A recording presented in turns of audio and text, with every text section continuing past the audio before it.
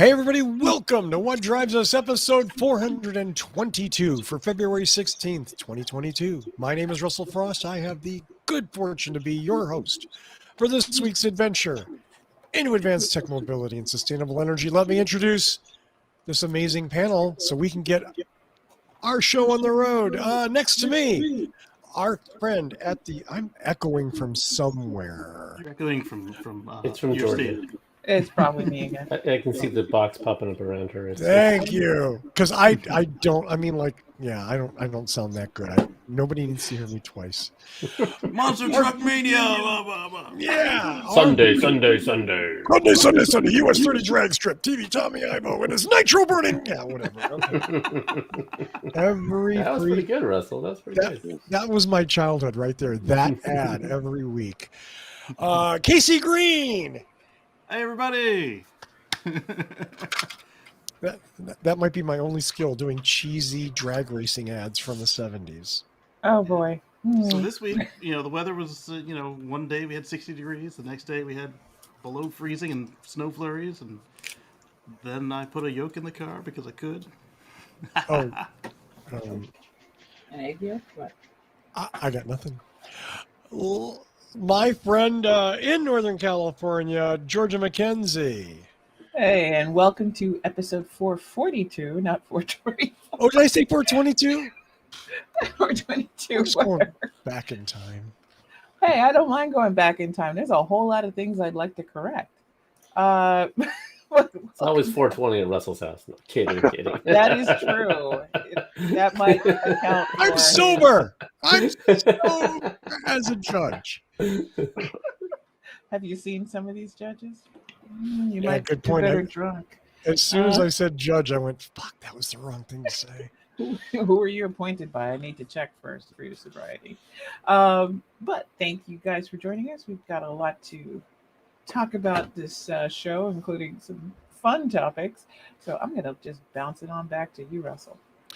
My friend in the nut and up. Blah, blah, blah. Whose introduction do I always screw up, Mark? That would be me. That would be Mark. My friend in Canada, the founder of the Waterloo Regional Electric Vehicle Association, and probably several other organizations. He is the host of the Tesla Life, Mr. Mark Cogman. I am just enjoying the plus 7 degrees Celsius weather here in southern Ontario today. So haven't got a care in the world. Here are snowstorms coming in Thursday, but I'm okay with it because we got 7 degrees today. What's that in American? Yeah, Russell. Yeah, whatever. It's 67 cold out today. there. I'm It was freezing. It was in the low 80s for the last few days here. Yeah, nothing Yeah. like climate change. Our friend in Boulder, Colorado, he is the founder of Boulder Hybrids. If you have an electric or a hybrid vehicle and you're anywhere in the front range, he is the man you want to see, Mr. Paul Guzik. Glad to be back. I was away for a bit, but welcome everybody. There you go. And don't buy a van again. I'm sorry. Unless you're rich or married to a mechanic. Thank you. That Thank was you. the Really, before-show discussion we had. the pre-show discussion where I said, Vanagon, and Paul went, squash. And I know Vanagons. I've owned about 30 of them in my lifetime. Wow. Which is exactly why I said that to Paul. Well, speaking of people with lots of knowledge, he is our friend in the Pacific Northwest, Mr. Patrick Connor. Hello out there, What Drives Us crew. I'm happy to be here. Should be a fun show. Actually, Patrick, it's going to be really agonizing and horrible. I just want to give you a heads up. That's what you've tuned in for, folks. Agonizing and horrible. You tuned in for confrontation. You tuned in for agony. That's what we're here for. We got lots of it. So, having said that, let's go to our first news story. Coincidentally, it goes to Patrick Connor, who's got 3 stories that are all separate, yet somehow kind of bound together. Mr. Yes. Connor, enlighten us. A triple play here.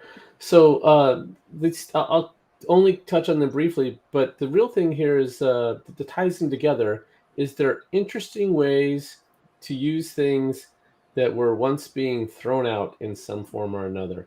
So the first one is old wind turbine blades are being reused to build pedestrian bridges.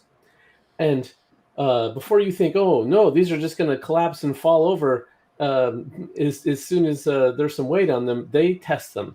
They test them and they rate them to be 100-year bridges. So they are taking old wind turbine blades, and these are things that we need out there, wind turbines generating renewable energy and not creating CO2 and not pumping out pollutants and particulates and other things. And now, instead of when they're done with their useful life as a wind turbine blade, they can become a bridge. So they're actually avoiding going to the landfill. So that's the first one. And we can talk about all these when I've wrapped them up here. The second one, now, as you guys know, my motto is a future free from fossil fuels. So I am no advocate of natural gas. However, here's a couple of Texans who found an interesting solution. So when they're drilling for oil, they often run into pockets of natural gas. And it's highly unlikely that you can just take that natural gas and plug it into an existing natural gas pipeline, especially when they are not near existing pipelines. It's not a significant amount. So instead, they tend to just flare these off, which is just a horrible, disgusting waste, and to just burn it. But if you burn it, at least it turns into CO2, which is less of a greenhouse gas than methane by like 25 times. Mm-hmm. So it reduces the impact it has on global warming by burning it. However, these flaring units are only 75 to 90% efficient. So, well, okay, so what else needs a lot of energy? We talked about it on this show before, cryptocurrency. So these Texans here, 23-year-olds, came up with this idea to get a natural gas generator. It's about the size of a truck, haul it out there, pipe this natural gas that's being flared off into this natural gas generator. The natural gas generator, their full cycle, they burn more like 99 to 100% of the methane that goes through. So already it's improved. Now they're taking that, but you can't just, what you can do with that energy? Again, this is some remote location, so you don't have access to infrastructure. Well, they are using it on site, and they're using it to do crypto mining. So now you have a crypto mining operation that's running off of gas that was going to be burned anyway. And I just thought that was a really interesting use. If this, I prefer, I'm all for keep it in the ground. That's what I would prefer. But if it's going to be released, at least put it to something that has some utility. The downside of this is if some of that, they've made reportedly $4 million last year doing this, Bitcoin mining with what would have otherwise been thrown out. If any of that goes back to the gas and oil industry, well, that's no good. We don't want them to become more profitable. We want that to go away. Okay, so that was the second one. The last one, you have all heard of rare earth elements, right? And the reason that they're called that is not so much that they're rare in total, but it's that they're scattered about in trace elements. There's only trace amounts of them in any, so it's hard to find a nice vein like you get a gold mine or a coal mine where you can concentrate it and go right there. So the Department of Energy has come up with this idea for taking coal ash, and so this is after it's already been burned, and this is just this remnants, this leftover. And now what they want to do is go through it and find the trace amounts of cobalt and nickel and other rare earth elements or rare elements and extract them and use them for things like wind turbines and electric vehicles. And I just thought that was like, again, you should just keep the coal in the ground in the first place.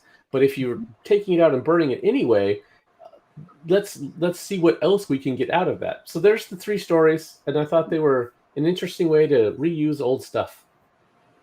Someone called the world's richest, on paper, crypto bro.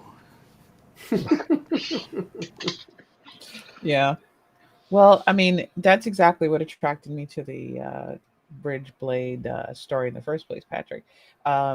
Because there's a concept in sustainable dining that's nose to tail eating, and it's the kind of thing that we need to do where it comes to our creating sustainable energy, because a lot of the tools and materials we use are not recyclable, or in the case of rare minerals, which are critical for things like smartphones and computers and high tech, um, they come with a high level of exploitation.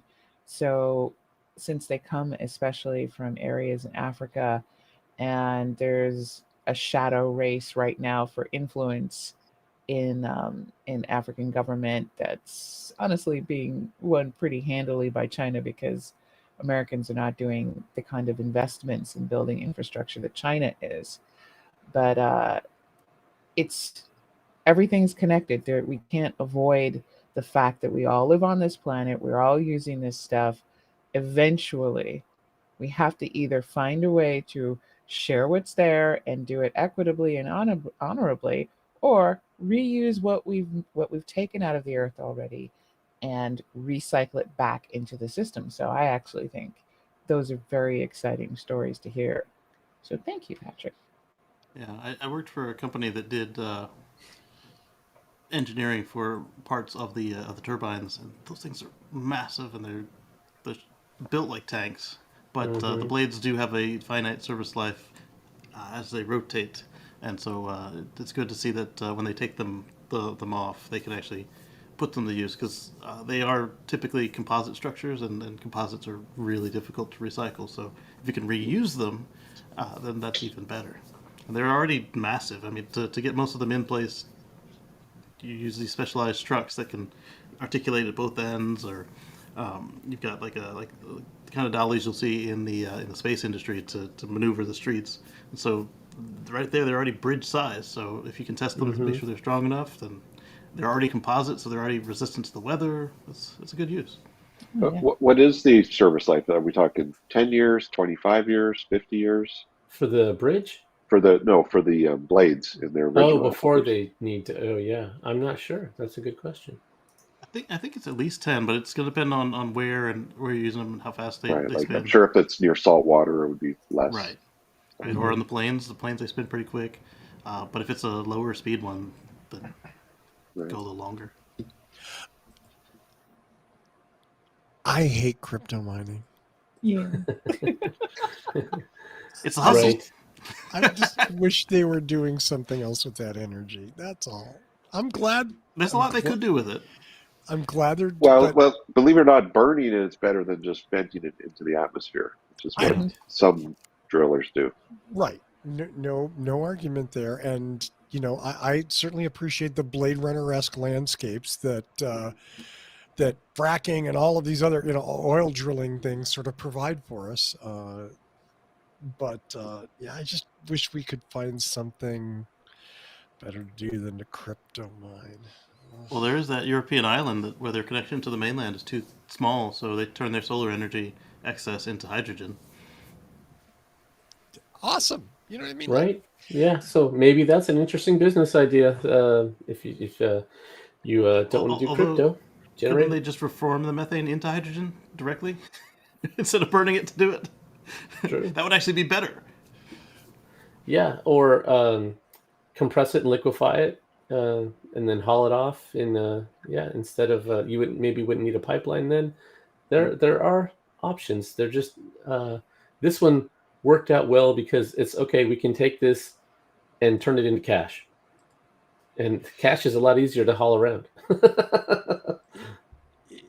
Well, it's not even real cash. It's right. Yeah, digital cash. Yeah. Fake cash. Yeah. It's Yeah. better than cash. It's fake. That's cash. the thing. It's like lighter to carry. Exactly. I have more faith in the money I buy for Amazon coins for games. What the hell? $4 million. It's 4 million, but in quotes. I know, Patrick, you've held some coin. I understand, but yeah, sure, you're rich. You're comfortably well off. Congratulations. Well, yeah, you can say the same about any stock or any fiat currency or credit, or it's all whether or not. The question is, did you buy the coin or did you mint the coin? Patrick. Nah. If you bought it, it's probably not as bad as if you minted it yourself. If the person on the other end of the transaction believes it, then it works. No. Yeah, so you wouldn't be on the other end of that. That's fine. Yeah, but the thing is, you need two delusional people to make this a workable transaction. Once Which you get is rid what of some, society is. A group of but delusional that's people. not what all society is. There's a reason why fiat currency works, because it is our currency is not just backed by gold. It's not a gold-backed dollar, correct? No. But it is the full faith and credit of the U.S. government. The issue with cryptocurrency is that we've got multiple currencies. It's backed up by Algorithms. The cloud. demand, and anybody can create a currency. There's more. Some There's some been more some than enough artificial cases. dogs. Well, Dogecoin. I mean, it's My It's biggest both- problem is that if it crashes, you it's- can't just melt it down into something else. It's yeah, gone. you can't. You wasted if, that If energy. a computer crashes, you've lost your crypto. You mean, I wait, mean- all the crypto I've been saving for the apocalypse, you're telling me that when the big EMT event comes, I'm going to be broke? Well, That's the if same it- thing funny part. applies to your There's a bank account. Just to There be are a clear. lot of people who are like, yeah, I'm investing in crypto in case, things, shit hits the fan. And I just want to sit there and go, who's going to run them computers? Yeah. Although, I hope if you it- got if- solar when you take it to trade, for Yeah. turnips on the turnip farm. I don't know what you're going to do. I mean, I understand what you're saying, Patrick, and I agree to a certain extent. Yeah, as long as you both are willing to accept this item has a value and trade for it, we're all good. But once you apply that to society as a whole, and the fact that there's no real protections, I mean, right now it's the wild, wild west. And I guess if you're going to get into a pyramid scheme, always remember to prepare your exit strategy. That's all I'm going to say. Yeah. this is true. Also, Russell, hold on. Before we go, I don't want to spend 10 minutes on crypto. I get it, and I apologize. I brought that up, and I shouldn't have, because it is off the point. Patrick's got a good point in that the key here is the thing to focus on for our show and for what we do is that there are ways to upcycle, to use things that normally would be thrown away, and that maybe even in throwing them away, create a bigger problem instead. So, Yeah, I mean, that's true. Also, if an EMT is on your horizon, then you've either been nuked or invaded by aliens. So, just saying. So let's move on. Patrick, I'm sorry. Any other? That's it. That was. Thank you. Those are great Good stories. discussion. Yeah, absolutely. And someday we'll talk about the horror that is gold mining. Okay, because at least that's useful. Gold? to who? Electronics. Everybody. Oh, yeah. Right, well. because we couldn't have electronics without gold. We could, but they would look different. I understand. I understand that gold's very conductive. I just I'm a big fan of that gold mining show on Discovery. But every show, I'm horrified by myself, because at one point there's a drone shot or they'll pull back and you see the absolute destruction of all that private land. And because you get to know these bozos while watching the show, there is no fixing it afterwards. They're done. They're off that land. Their lease is over. They're moving on. And they're burning like $20,000 in diesel every day on those machines. Yeah, because to do it better would cost money, and to cost money means less profit. I just hate an extractive economy in general. We need to move past that. Yeah. Absolutely. Yeah, the gold standard. So I guess where I was going there is, I hate crypto, and the gold standard's just as stupid in its own way. Maybe we can find some better way of ruining the planet. Tulips. I don't know. Tulips. Well, That's called past crypto. speaking of tulips, let's go to Paul for a story about something else that is just Back to the Future, right? A blast from the past, yeah. Boom. So a story came across the wire this week that the DeLorean Motor Company is resurrecting itself as an EV company. Speaking of recycling. Yes. JD's Now, back. take this with a grain of salt, because some company in Texas bought the rights to the name years ago and bought all the spare parts they could find from the original DeLorean company. And they've been patching together original DeLoreans and keeping them running. But technically, they don't sell new DeLoreans. They're basically the 1980s version. Well, it looks like the 1980s car. Well, it is a brand new 1980 Right. DeLorean. from spare parts. And there's a couple of workarounds in the U.S. If you're a very small volume auto manufacturer, I think the limit is 325 a year, and the car has been out of production for 25 years. You can basically make a replica and sell it as a new old car, like Kacey says, and you're exempt from crash test standards and modern safety standards. So if you don't mind driving a 1982 DeLorean or whatever, and paying 2022 prices for it, you can certainly do that. Markup. But they did this announcement through their website. Really nothing substantial there, nothing about the powertrain, the battery technology, when it will be available, how much it will cost.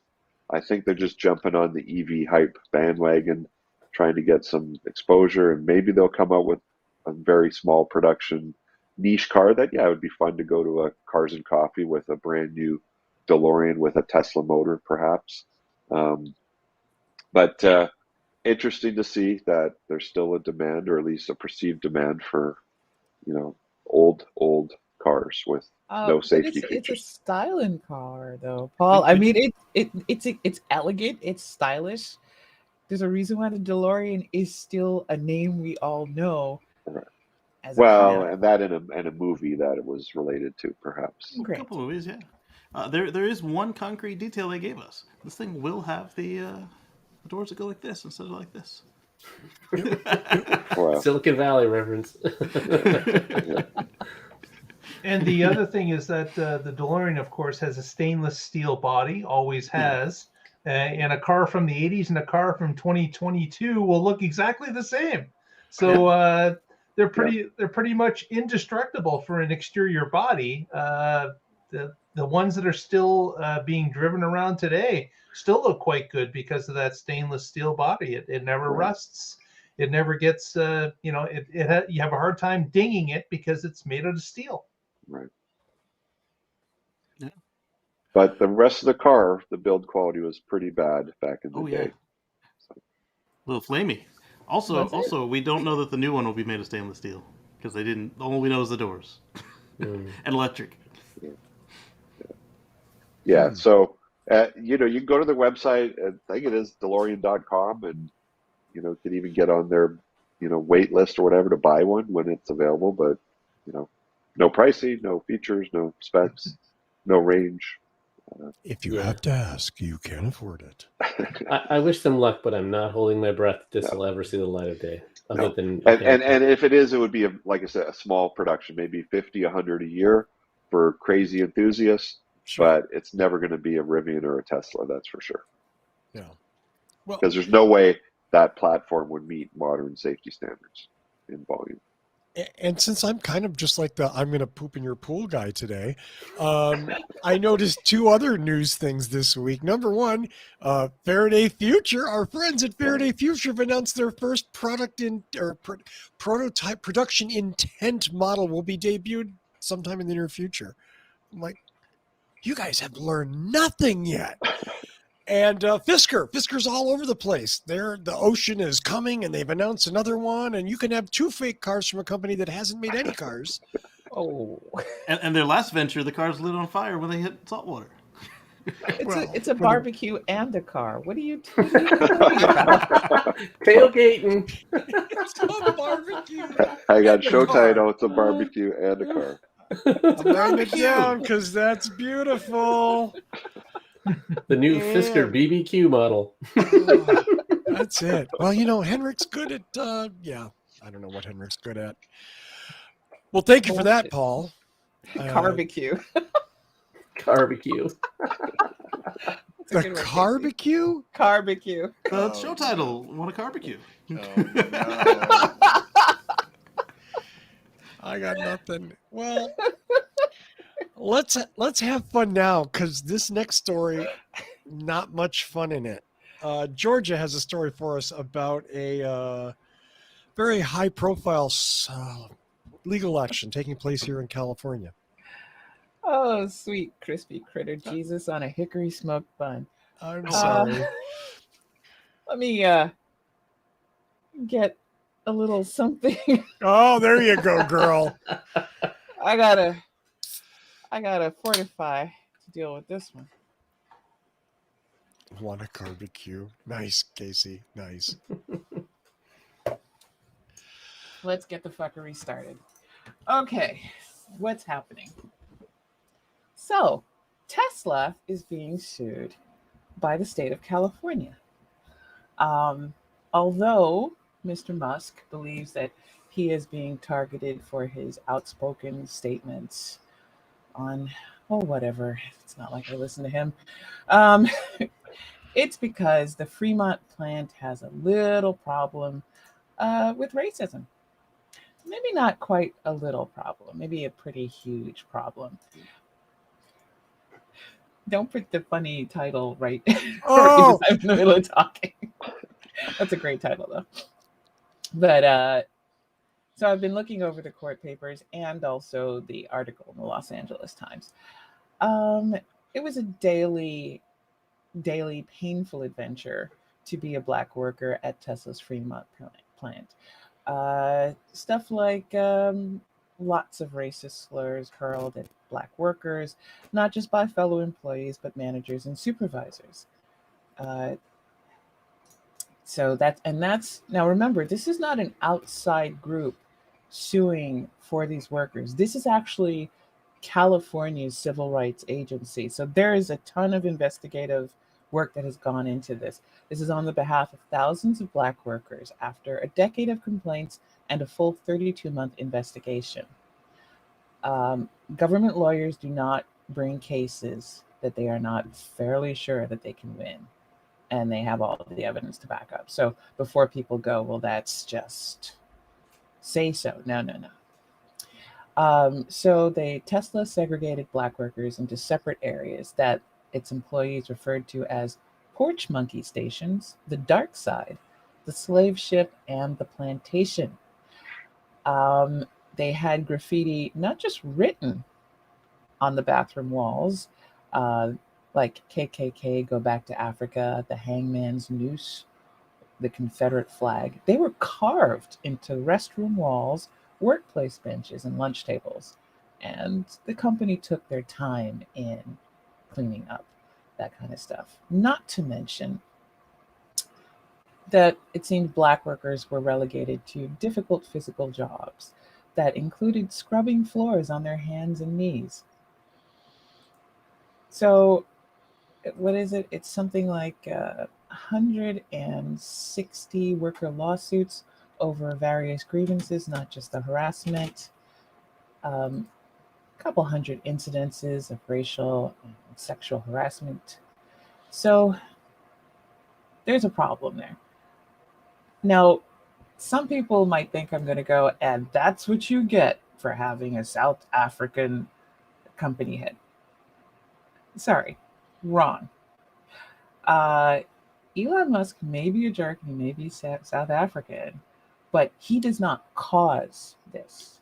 This is the corporate culture that the people who run the company, including Musk, cause, because they make it okay. I've worked in tech, and the gaming side of it mostly, and I've kind of seen what happens when people are given a kind of power that they haven't had before. In tech, people who gravitate towards technology often are people who weren't cool, weren't popular, but unfortunately, they take all the wrong lessons from it when they gain power, and you create a very toxic atmosphere.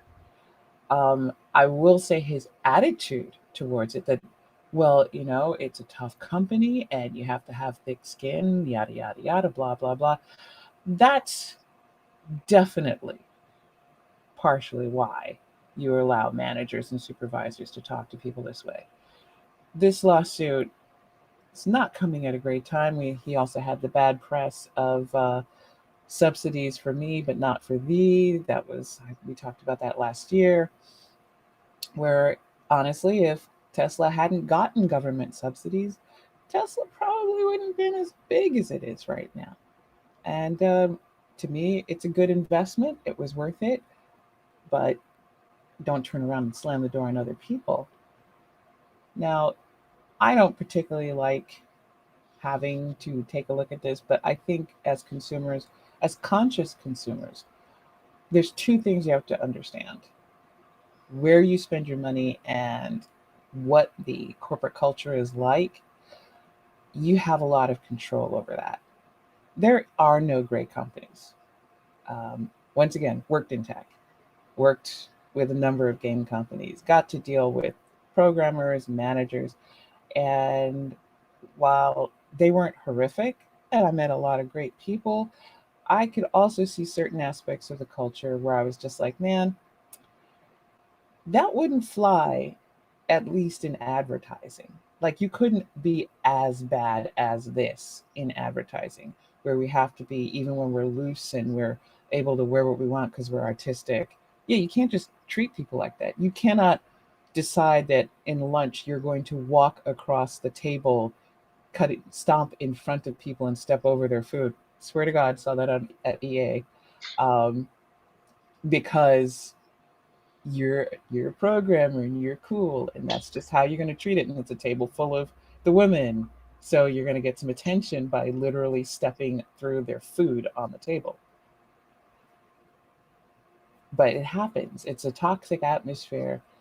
And the thing is that I'm not going to tell you you shouldn't buy Tesla or anything else like that, because the key thing here is that how you purchase actually drives companies. And if you say, hey, you know something, this is something that I, as a person who's a regular consumer of your product, want you to change.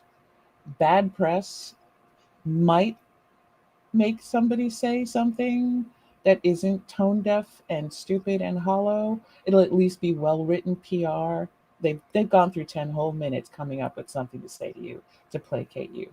But when it comes to people who've actually spent money and who are consistent users, consistent supporters saying, hey, this isn't good and we want you to change it, you might actually have more pull to change it.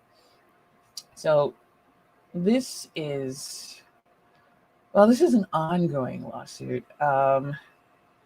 He's moving the headquarters of Mr. Musk to Austin, Texas. I don't know if he thinks that's going to be a great way to avoid this lawsuit. It's not going to work. I mean, the state's lawsuit does suggest that this move is not just about taxes. It's an accountability avoidance technique. But if they can't get their house in order, it's going to continue, and they're going to pay. But the problem is that for a large I don't mean portion... to interrupt, but Russell, Mark is back. He's in the waiting room. You can let him in. Oh, okay. Thank you. Yeah. You Go have ahead, a big Sergeant. problem where the issue is that for whatever reason, no matter what you do, somebody's got to be an edgelord, and edgelord culture goes on with tech. And you want to be edgy. There's no better way to get a rise out of people and show that you don't care than to be a bigot and to be cruel and to be nasty. And the more you are and the more people tolerate it as just words, a lot of things are just words, but they have a massive impact on the people that you use those words toward. They set a very toxic atmosphere. And just for sheer capitalism's sake, you don't have to think or give a damn about another human being. But for sheer capitalism's sake, you put time and energy into training people. They bring talents to the team. You want to not have massive worker turnover, then you don't have this in your company. You don't have to care. Let's see. Henry Ford was an anti-Semite and a huge bigot. And you know what he said? I'm going to pay my workers good. I'm going to pay them. I'm going to have a good work environment for them, because at the very least, they'll buy my product. He did not give a damn about the people working under him. This was not, I care about whether they're Joe and Johnny are able to have vacation or anything else like that. He said, no, I just don't want to have to keep training people. I don't want to have to keep hiring people. And in the event that I can't find another customer except these people right here who work for me, I want to make sure that they're able to buy my product so I stay in business. You don't have to care. And you don't have to really feel that all people are equal. But if you want people to do their best work, you've got to make sure that you provide a non-toxic atmosphere. Um, Look for more of this happening because lawsuits take a long time to work through the court. Who knows what they're going to do? And I think the sad truth of this, even if they win, even if they get a solid judgment that pays some cash money out for what people suffered, it's no guarantee that it's really going to change the culture. No. No. All right, back to the I've got fortification. some folks that work there and work in the industry and look like us. They are kind of on the fence about where they stand with this particular suit, and this facility has had this problem for a long time. And as you said, accountability of the managers and Musk do matter because this shit should have gone away when they took it over. But it's not new to here, and it's not new to the industry. And you're right. Nobody should have to work like this. But as you said, with the tech situation, this sort of stuff is systemic, and it's going to take more than just this. But maybe this, whether they win or lose, will be enough to draw attention to the fact you need to treat people like they are people, as your coworkers, and not whoever the hell this is. Well, it's going to be interesting to see this in light of another company that I use their product all the time, uh, World of Warcraft. That's one of my big downtime things. And the Activision Blizzard lawsuit with horrific misogyny and abuse in the company. And I that's think they're getting a why, little better with Microsoft, but that's going to take a while for that to even take but take yeah, effect. but that deal, boy, I don't even know when the sale deal goes through yet. That's a while. We're still trying to get out the main president. We've got a few little things happening here or there, and basically, honest to God, most of the shit that they do right off the bat, any company caught in this, is basically, look, we're doing a thing. Hopefully, you'll forget about it. Give us like 4 to 6 weeks, a couple of months, and you'll find something else that you'll be outraged about and think and make some tweets, and you'll get a couple of articles. And that is true. All Here's you some got press to releases. just Enjoy. honestly, uh, one of the easiest things you can do is write a slightly, understanding press release and sit on your butt and put your hands under your butt and do nothing and wait, and This attention will press go release somewhere was else. garbage. Yeah. Well, honestly, a bad press release right off the bat will screw you worse. I could make a lot of money being evil for profit, but I can't. I just can't morally do it. But yeah, it's going to be an interesting thing to see what happens here because I would like to see that this lawsuit will make some changes in the industry because, yeah, as Casey points out, this is not a unique situation. Right, and that was But our general feel for the whole situation. Is like, where else are you going to go work, or who else's cars are you going to buy? Because they all have this problem. It's just a matter of degree and who got caught. So I mean, hopefully these guys getting caught change everybody. yeah, we'll see. I got I nothing.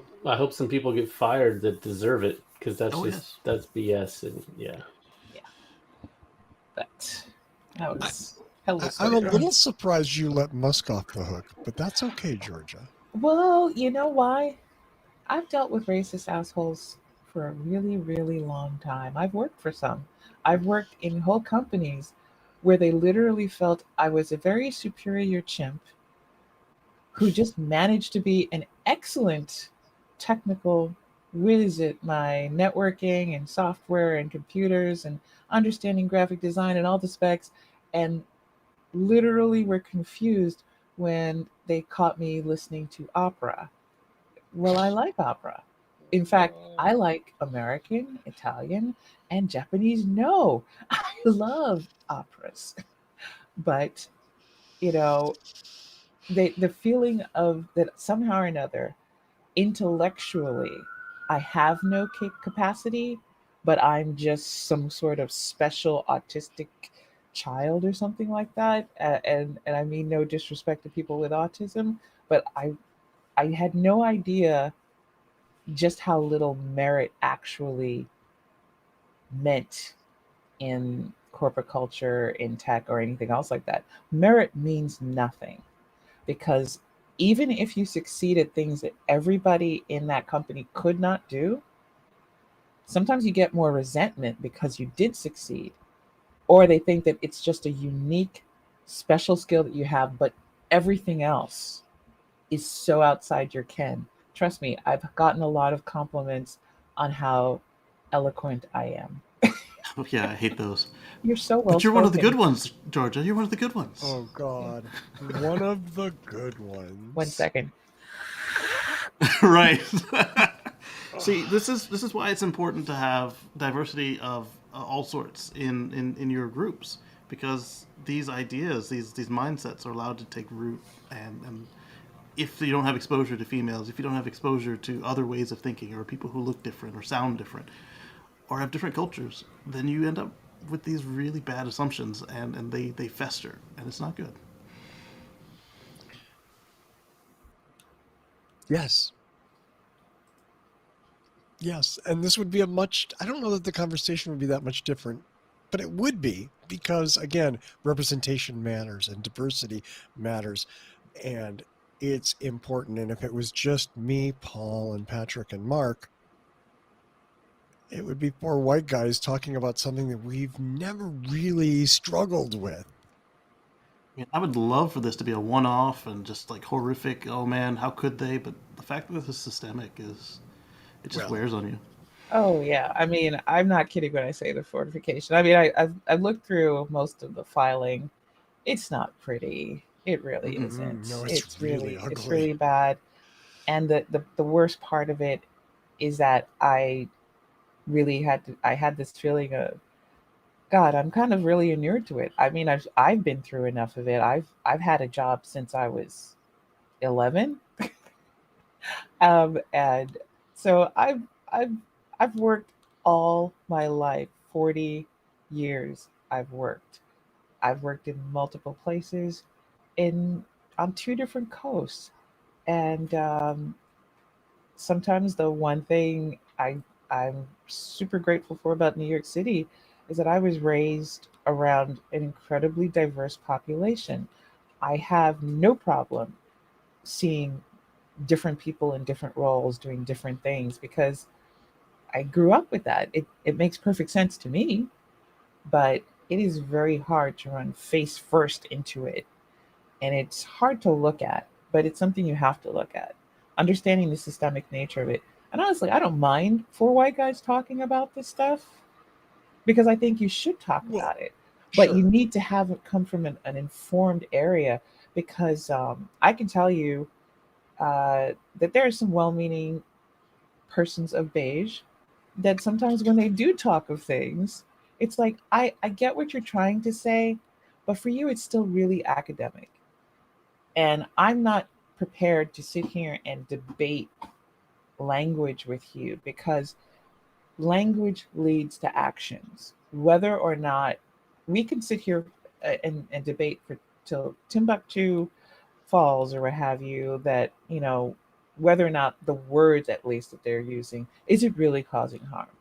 The problem is words do lead to actions and they set up an environment. And like I said, you don't have to like us. You don't have to like diversity. You don't have to think women belong wherever you are or anything else like that. You can have all the hate you want at home. Have a hate buffet. Um, but at least be a good capitalist because who knows what Tesla missed out on by not encouraging the people that they have working for them. If you cannot think about it in human terms, at least consider it from pure hardcore capitalist terms. When you set up an environment like this, you manage to screw yourself and you cut yourself out of your best working conditions. That's it. And you scare them off to your competitors too. Yep. With your They'll secrets. hire them. Yeah. Yep. All right. That's enough Thank of me you. being a downer. No, well, I mean, this isn't a comedy podcast. It's And okay. yeah, you weren't the downer. The fact that this exists is the downer. Yeah. Yeah, exactly. I don't think nobody here wants that. You know, like, oh, great, a racist car company. Cool. There's Right. some I mean, truckers in I Canada. wish it was easy as saying, "Hey, let's go for company X instead." But then when you go in their Yeah. factory, you see the same crap. You got to deal with it where you find it, because there is nothing, ain't no good thing in this world that doesn't have a bad thing on the side. Yeah. Okay. Well, let's go to Mark Coughlin for some good news.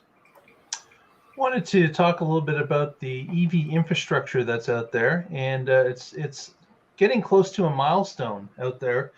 In the U.S., you're looking at about 120 to 130,000 gas stations that are out there, and the EV infrastructure, based on number of charging units, that is approaching over 110,000 units. So, and of course, when we say charging, this is all levels of charging. So level 2 plus, fast charging, DC charging is rolled into this number. We know that they're not all equivalent, but it is good to see that the EV infrastructure is continuing to grow. And there are, at this point, over 100,000 units out there throughout the U.S. They may differ on the amount of juice they can give out. They certainly differ on the number of units per location site. But we know that in order to get to an all-electric future, we're going to need a lot more. Most of the charging for vehicles, as we know, is done at home, but there are certain instances where public charging is required, and these chargers are going to be needed when people want to travel between cities, regionally, or beyond. And more of these are going to be required in strategic spots.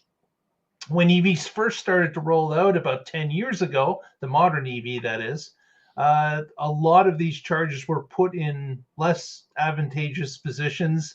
They were at the back of businesses. They were in poorly lit parking lots. They were at the corner of, Nowhere Street and in Anywhere Street. And Mugger Lane.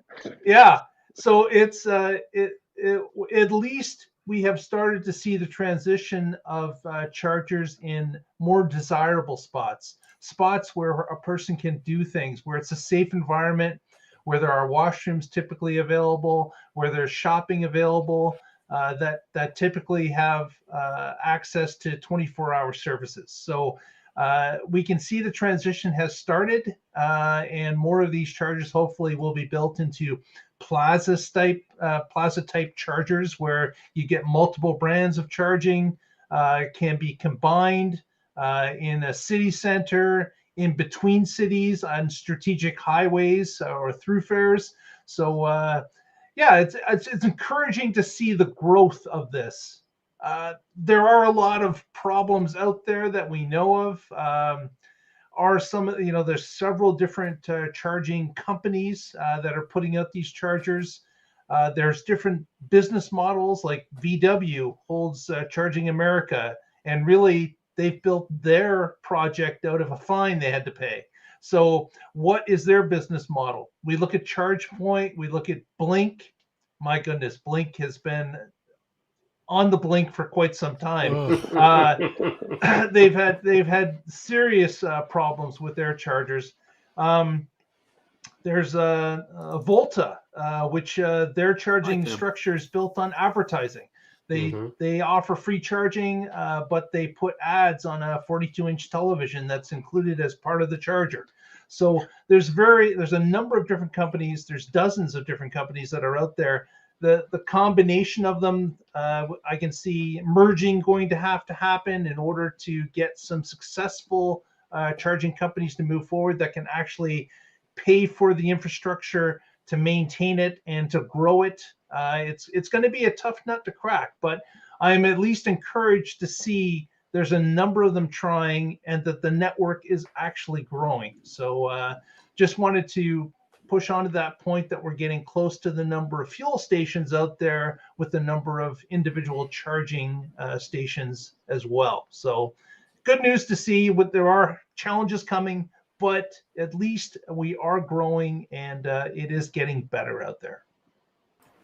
Especially Yeah, and then consider- you've got places like the Independent in Tacoma Park, Maryland, and then you've got like Wawa, where they're ripping out gas pumps and putting in EV chargers, or when they put in new stations, they're just putting in EV chargers. So that's helping to tip that balance even faster. Nice.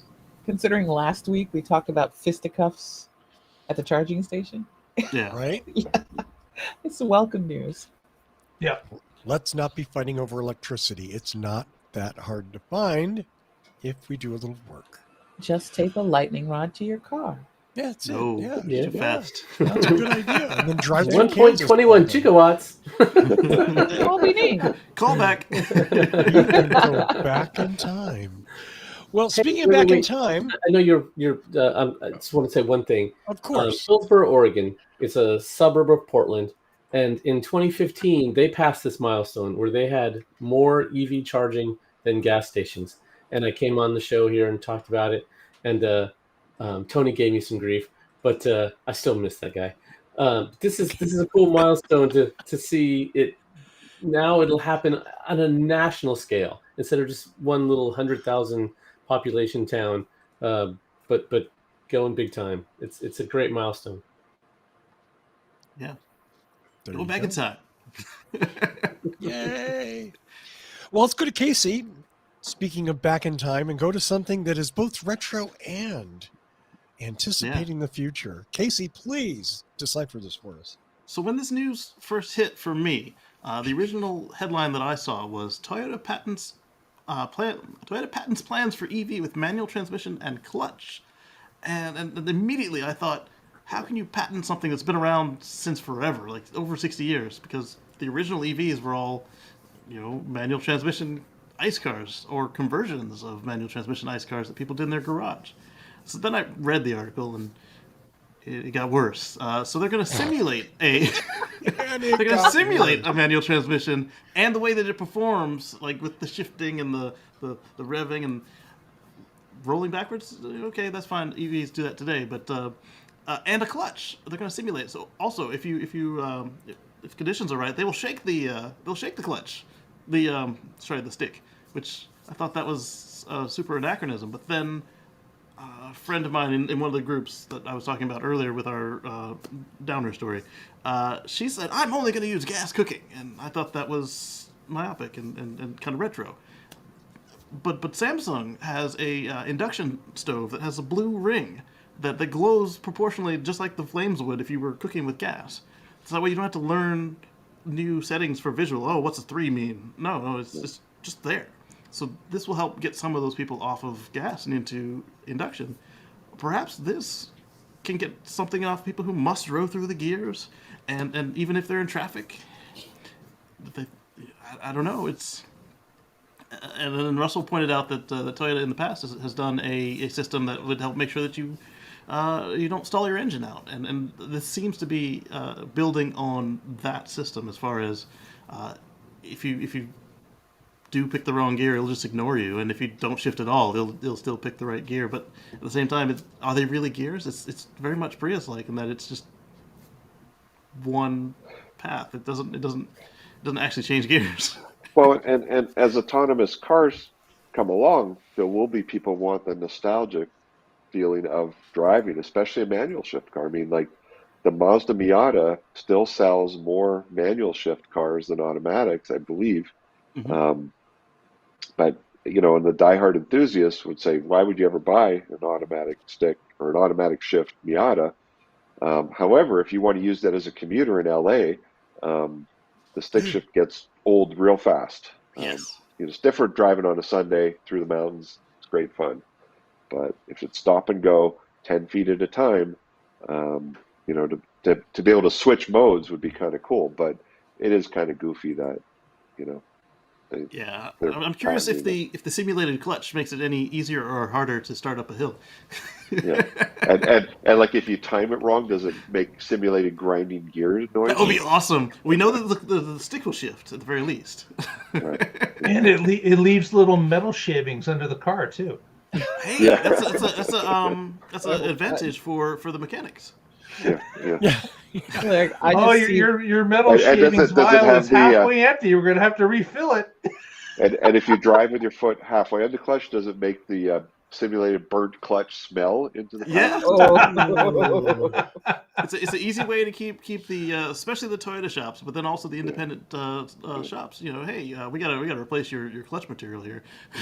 You burnt it out.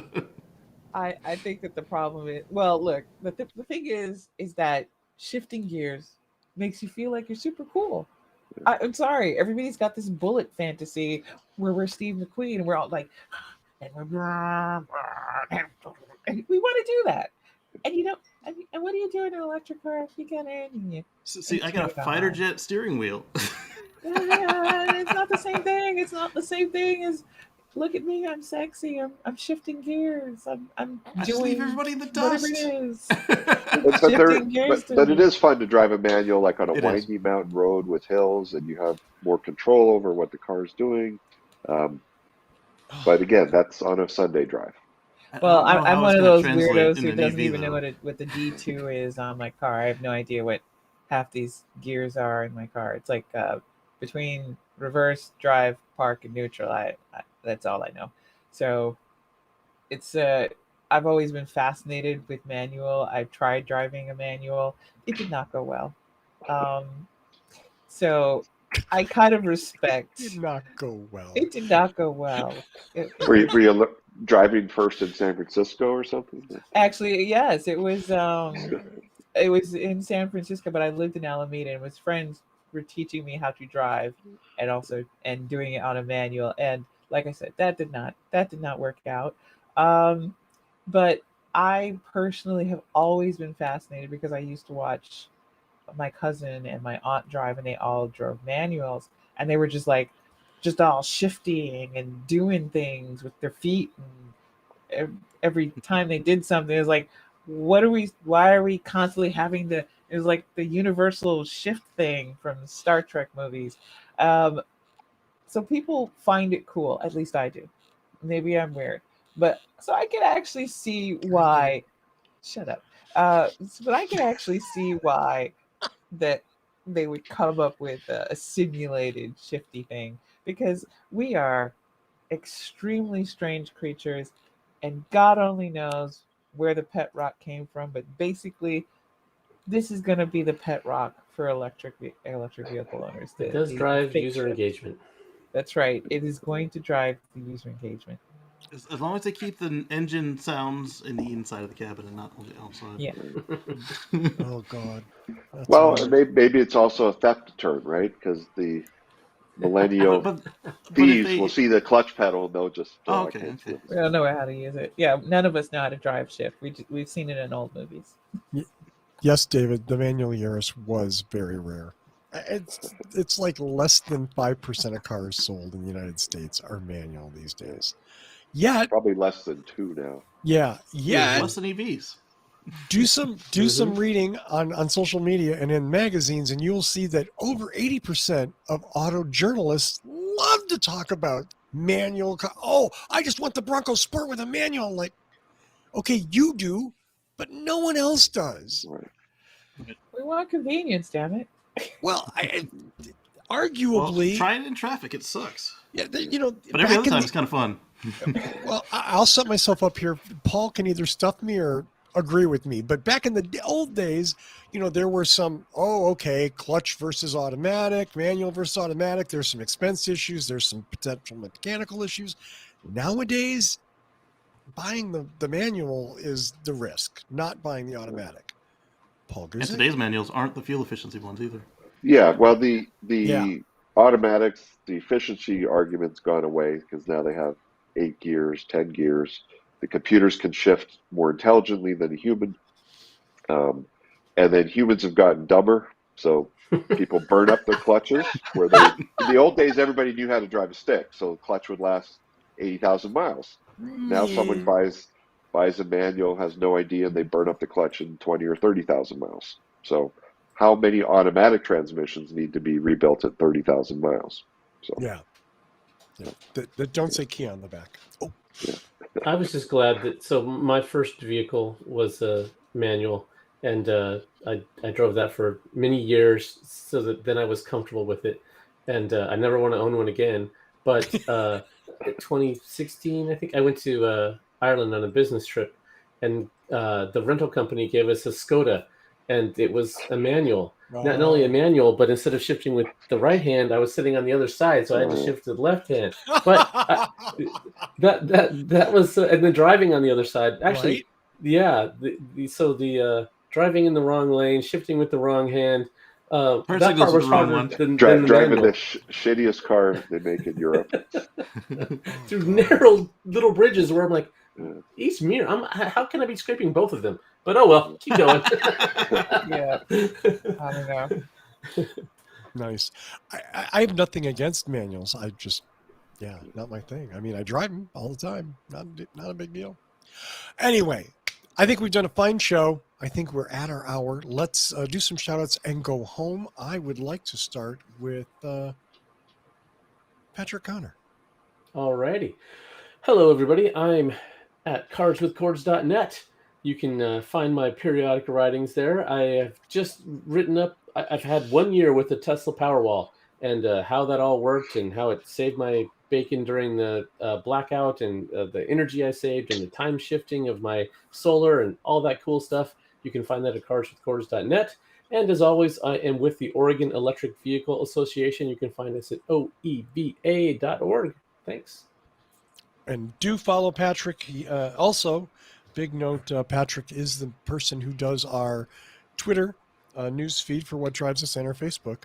So thank you for that, Patrick. He is in tune with what's going on. Speaking of in tune, Mr. Mark Coughlin. I would like to ask you, the viewing public, if you're at this point, please give us a thumbs up. Please press that subscribe button if you haven't already. It's free. It's not going to get any cheaper.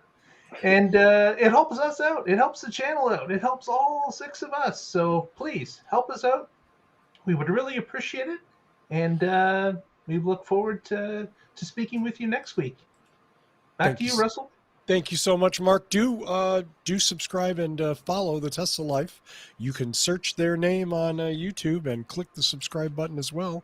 Mark and Kacey and I think even Patrick are regularly involved in this show, where it is 100% Tesla content 100% of the time. That's right. And that's why Russell's there 0% of the time. You have to go there?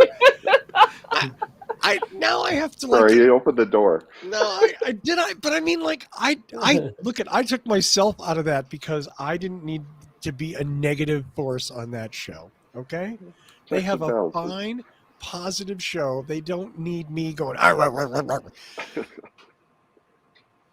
They can come here for that. That's all I can say. And then I'll just be like Elon Musk. Oh, fucking. And he'll poop in the pool. Yeah, I, absolutely. That baby Ruth is my fault.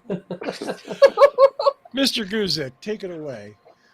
As others have said, hey, keep liking us, keep showing up. And if you're in the Colorado region, got a hybrid EV problem, check us out at boulderhc.com. If you're anywhere on the Front Range, Paul is the man you want to see. And it's not to say I'd sell you a used car, but still too high a price to buy stuff right now. So markets looks like it's starting to come down, but it's going to be a while yet. I bought my Prius from Paul.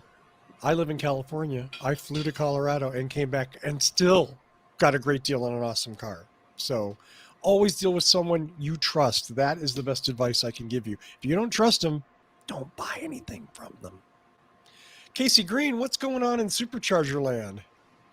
Over at youtube.com/Kacey Green, if you can't get enough of this and you'd like an extended cut, every Sunday I go for another hour to 4 hours, depending on what news we've got and what my time looks like. As well as I just recently put out a video where I replaced my round steering wheel with that fighter jet yoke in my Model X. In the name of Beelzebub, why? Somebody pretty said, damn "Hey, cool we've got looking. this one," and I looked at it and it wasn't ugly, so I was like, "Well, I'll try that one." And was it a original or a copy? It's the style of the new one, but it's made to fit the old buttons and airbag. Aftermarket. Aftermarket, and they've got it for S, X, and 3. And then if you've got the new one with the yoke, and you can't stand the yoke and you want a round wheel, they make a proper round wheel to swap all your stuff over to have All a they need round is a wheel in your site to yoke like car. trade. Yeah. You know, Does it? But it doesn't change the steering ratio. Neither does Tesla's. Right, I Hopefully the understand that. Yeah, hopefully I the understand. Cybertruck will. Okay. Yeah. Okay. Yeah. Check But I out can see Casey's channel. I can see my screen now. I don't have to pick if I want to lose the bottom of the screen or the top of the screen based on the center of the wheel or the top of the ring of the wheel. It's pretty cool. Maybe you just need a smaller wheel. But then I wouldn't be able to see the screen at all. No, Patrick, I'm not using that title.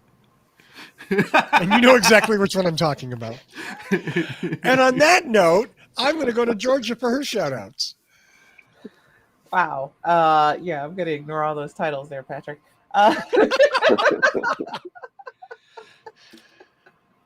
Shout out to the whole What Drives Us crew for once again showing up. And also, don't forget, you've been here this long, hit like, hit subscribe. We could really use your likes and subscriptions because that tells YouTube, hey, this is actually a channel that people enjoy. And while you're at it, if there's some content that you enjoyed in the show, don't forget to hit share. Let your buddies know about us because we personally would like to meet more people. COVID is obviously over. I can't even get through that sentence. Sorry. Jesus. Never mind. But let's meet virtually this way. So going ahead, hit like and subscribe. While you're at it, bounce on over to Mark's channel. You want to hit the Tesla life up. You want to hear all things Tesla. He's got them. He's carrying on with everything. He keeps up with this stuff. He reads the stock thingies. Listen to Mark. Hit like and subscribe over there. And then you get to see Kacey's channel because obviously he's turning his Tesla into a flying car. And we want to see the transformation as he slowly but surely replaces everything with a very micro jet. There you go. And he's going to talk about it because, yes, he does go live every Sunday. And he gives a nice long chat. I've tuned in a little bit. I don't think you've seen me there. I've bounced in, listened a little bit, and bounced out because I can't really contribute anything worthwhile. Bounce in, bounce out. You can even bounce in on the show if you'd like. That's right. And so hit like and subscribe for Kacey Dream Green's channel. And Patrick is blogging with cards at cardswithcords.net. Not to mention, and Paul is just generally our good guy. He's the one good. He's the neutral good of this channel. That's what I like about Paul. So thank you for joining us and stay safe. Hey, I know people are lifting mask mandates, but you know what? COVID's still out there. It's basically still transforming. And frankly, I'm really tired of living in a society where if zombies happen, people are actively running out and licking zombies. So wear your damn mask, please. Please, for God's sake. Back to you, Russell. Shout out to all the mask wearers. Thank you so much, Georgia. I want to take this moment to thank Michael Manring for our theme music. Visit him at manthing.com. Buy a song, buy an album, buy something. I want to thank Georgia McKenzie, Kacey Green, Paul Guzik, Patrick Connor, and yes, even Mark Coughlin. Thank you. And most of all, I want to thank all of you for watching. You are the reason we do this show. So do try to subscribe, maybe leave us a review. We always love that, and it costs nothing. Until next week, when you can download us and find out what drives us. Good job, Kacey. Thank you, everybody. Good night. Can't wait to see Kacey's mini jet.